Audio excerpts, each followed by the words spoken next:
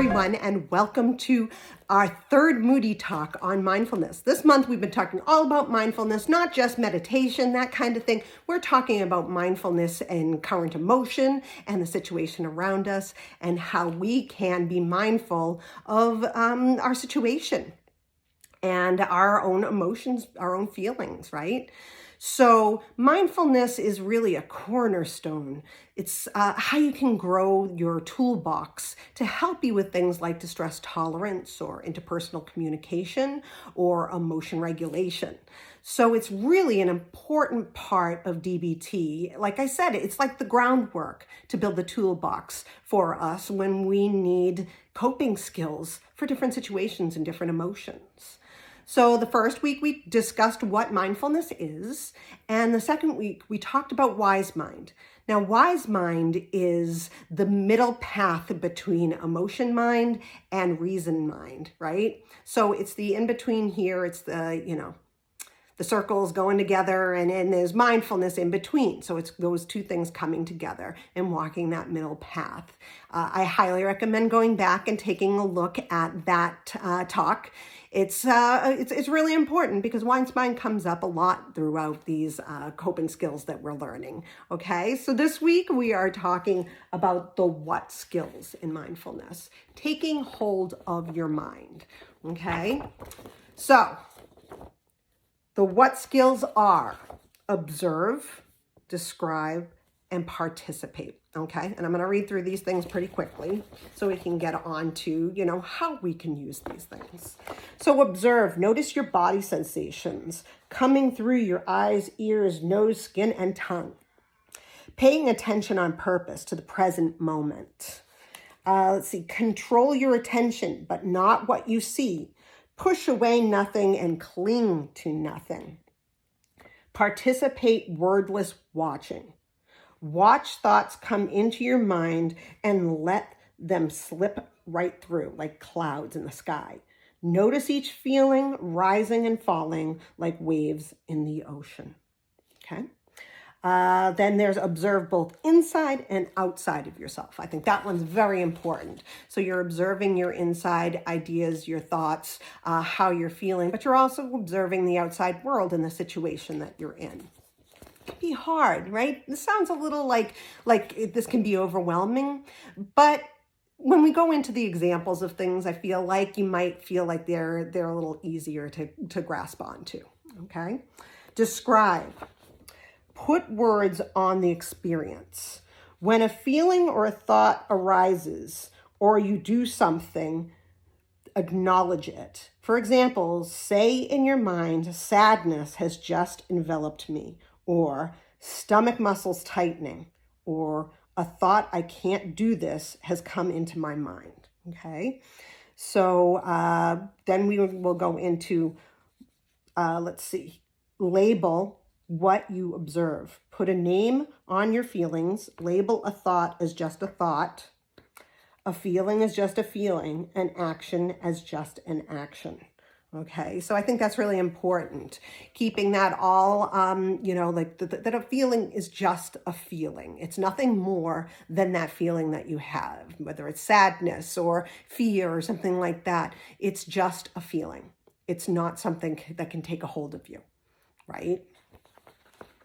Unglue your interpretations and opinions from the facts. Describe the who, what, when, where, and why that you observe. Just the facts. Actually, not why. There's no why in there, just the where. Why is, doing exactly what it's saying not to do.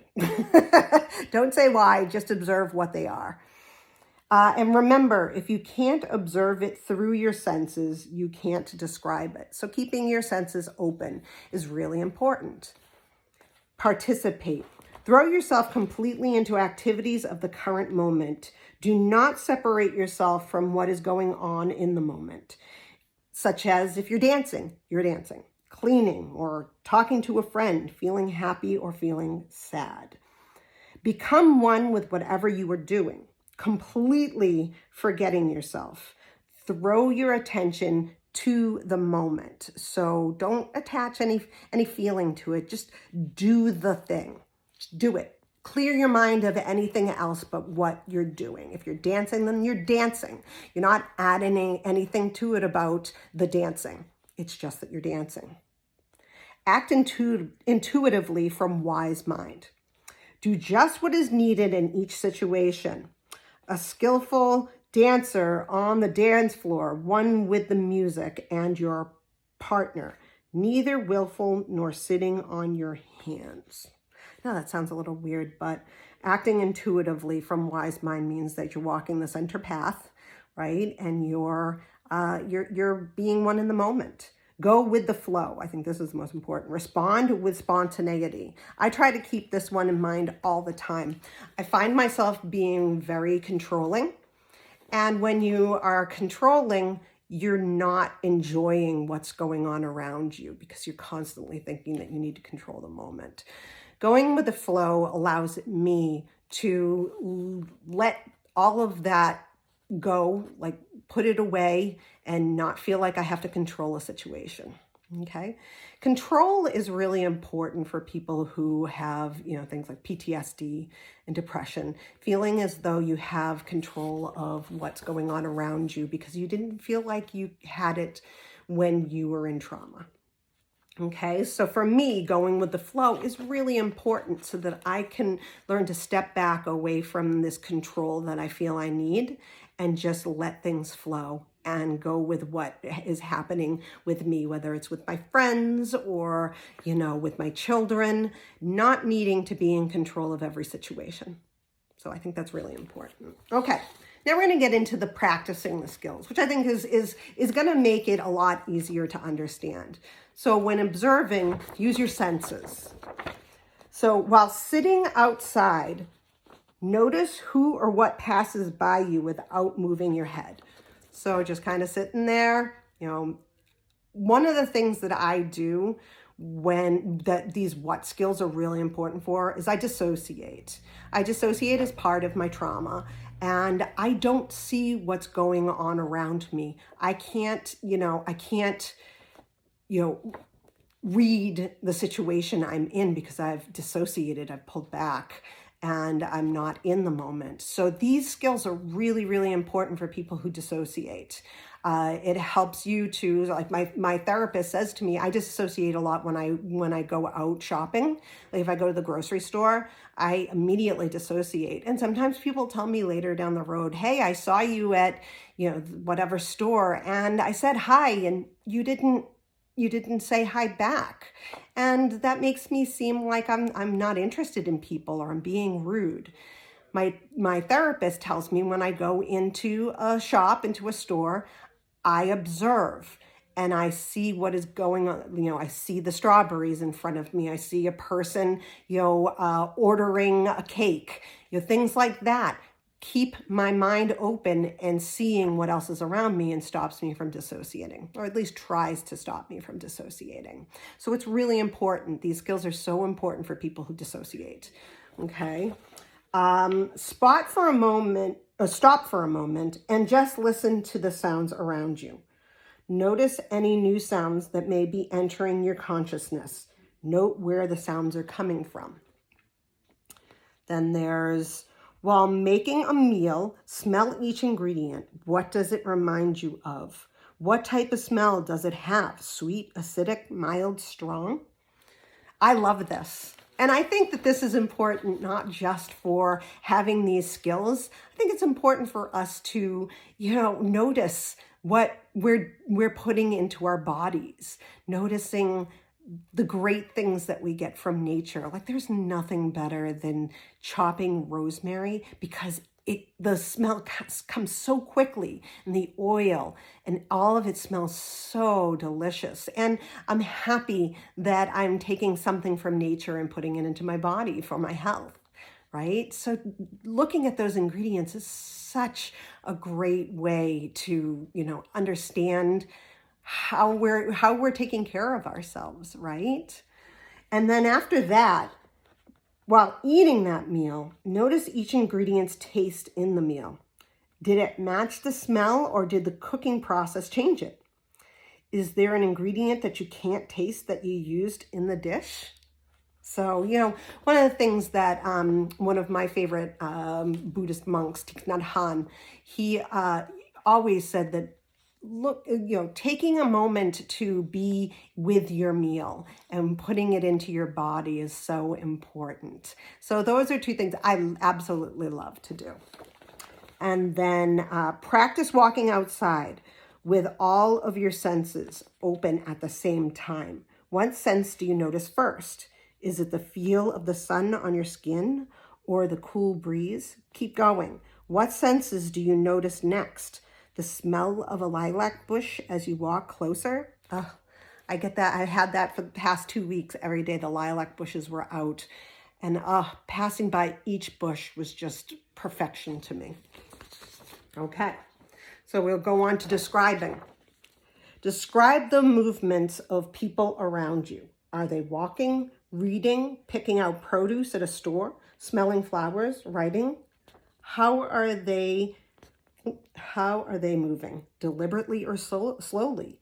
Are they interacting with a person or animal? How would you describe their emotion in the moment? Do they seem happy or sad or angry? Okay. Describe your feelings in the moment. Say a feeling of blank is rising in me, like sadness or something like that. Describe as many of your thoughts while you are feeling a strong emotion. Are they coming quickly? Are they scattered? Keep noticing even when you feel the emotion has waned. Okay. So that's really important with the describing. Again, this is mindfulness. This is giving ourselves more information about what's going on around us than just seeing it and, passing it by. I think it's really important. And then finally, participating. Pay attention on where your body touches an object, such as sitting in a chair, holding a mug, or walking on the ground. Notice all the ways you are connected to that object. What part of you is touching the object? What is the temperature of it against your skin? I think that's one of my favorite ways of doing it too. I try to remind myself to do these things, honestly. And, going through this myself, it's given me more of a reminder to do these things throughout the day. Let's see, dance to music and sing along. Go for a walk. Purposefully change the tempo of your steps along the way. So you're noticing when you're walking faster or slower and changing it up as you go. Do you know every word of a scene in a movie? Watch the scene and say the lines along with the actor or actress. That one's a lot of fun. I think that one's one of my favorite as well. Like when I'm really really scattered and I need to focus on something, choosing just opening up YouTube and watching a video of a scene that I really love and then actually speaking the words as it happens. And there are many of us who have done that. Many people remember scenes, every single line, because they love the movie so much, right? So it's a great way to put yourself into a mindful state. Just participating in the scene along with the actors and actresses. So that's the what skills. I hope that they helped. And I hope that you'll go out there and practice some of these, because you will notice that you have a better appreciation of what's going on around you and inside yourself. So next week's our final Moody Talk, and we will see you soon. If you have any questions or comments, please put them in, you can DM me, you can put them in the comments below, and let me know what you want to hear. I will talk to you guys later. Bye.